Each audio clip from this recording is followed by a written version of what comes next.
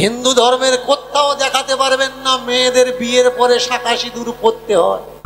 দীনকৃষ্ণ ঠাকুর কিন্তু বর্তমানে আমাদের সমাজের মানুষদের একটা মাথা ব্যথার কারণ হয়ে দাঁড়িয়েছে। তিনি এমন এমন তথ্য কীর্তন আসরে তুলে ধরছেন যেন আমাদের মনে হচ্ছে তিনি আমাদের ধর্মটাকে শেষ করে দিচ্ছেন, তিনি আমাদের মান সম্মান নষ্ট করে দিচ্ছেন। আসলে কেন কেন মনে হচ্ছে আমাদের এমনটা জানেন? কারণ আমরা কোনো কিছু নিজেরা যাচাই করে দেখিনি বা দেখার চেষ্টা করিনি, অপরকে দেখে আমরা সেটাকে গ্রহণ করার চেষ্টা করেছি। এই যে আমরা পূজা আর্চা কিংবা যে সমস্ত নিয়ম কানুন পালন করছি ম্যাক্সিমাম কিন্তু সেই ব্রাহ্মণ্য ধর্ম থেকে আসছে। আর এটা ফলো করে দেখবেন আপনার বাড়িতে বিয়ে পড়ানোর জন্য কিন্তু সেই ব্রাহ্মণেরই প্রয়োজন হচ্ছে, আপনি নিজে নিজে বিবাহ করতে পারছেন না। অথচ আপনারা বাড়িতে যে লাল কাপড় জড়িয়ে মহাভারত রেখে দিয়েছেন, সেই মহাভারতটা একটু লক্ষ্য করে দেখুন তো, দ্রৌপদীর বিবাহের সময় শাঁখা সিঁদুরের কি প্রয়োজন হয়েছিল? হয়নি। তাহলে আপনার শাস্ত্র আপনি মানছেন না, আবার নিজেকে ধার্মিক বলছেন।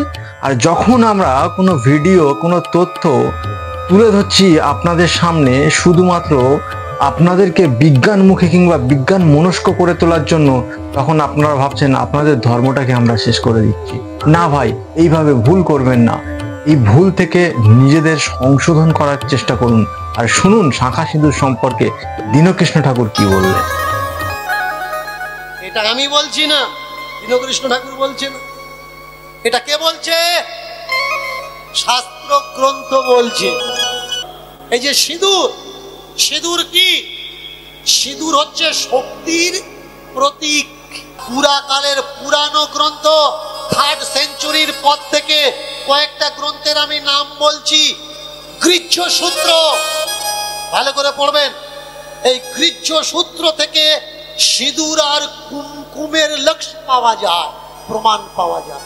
বাকি অন্য কোনো ধর্মগ্রন্থে আপনি দেখাতে পারবেন না। আপনি দেখাতে পারবেন মা সীতা শাঁখা সিঁদুর পরেছে?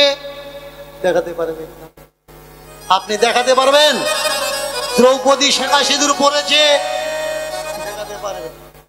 তাহলে শাঁখা সিঁদুর, এই শাঁখা সিঁদুর এসছে গৃহ্য সূত্র থেকে।